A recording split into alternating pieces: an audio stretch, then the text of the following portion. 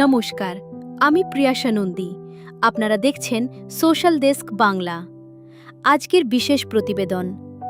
Social মিডিয়ায় এই মুহূর্তে আলোচনার কেন্দ্রবিন্দুতে সায়ক চক্রবর্তী এবং জনপ্রিয় সঙ্গীত শিল্পী দেবলীনা নন্দীকে ঘিরে চলা সাম্প্রতিক বিতর্ক।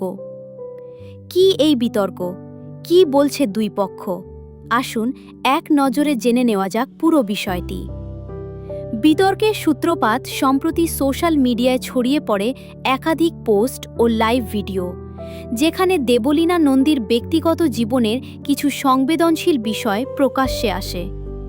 সেই লাইভেই সরাসরি উঠে আসে সায়ক চক্রবর্তীর নাম, আর এরপর থেকেই শুরু হয় নেটিজেনদের তুমুল আলোচনা আর জল্পনা।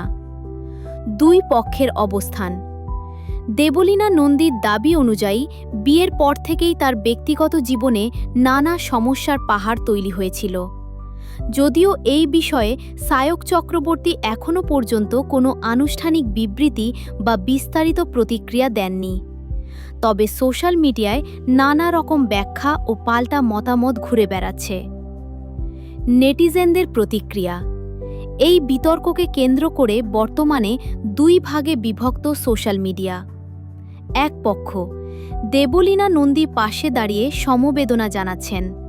অন্য পক্ষ তাদের মতে সম্পূর্ণ সত্য না জানা পর্যন্ত বা অন্য পক্ষের কথা না শুনে কোনো চূড়ান্ত সিদ্ধান্তে পৌঁছানো একেবারেই ঠিক নয়।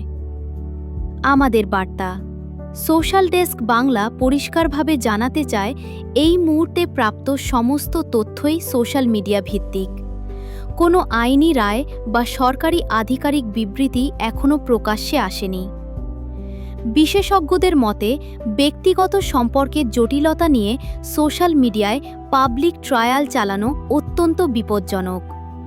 সত্য উদ্ঘাটনের জন্য প্রয়োজন সঠিক সময়, অকাট্য প্রমাণ এবং আইনি প্রক্রিয়া। উপসংহার। এই ঘটনায় নতুন কোনো তথ্য বা আপডেট সামনে এলে আমরা অবশ্যই আপনাদের জানাব।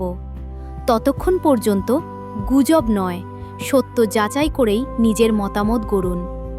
আমি প্রিয়াশা নন্দী। এই ছিল আজকের বিশেষ প্রতিবেদন।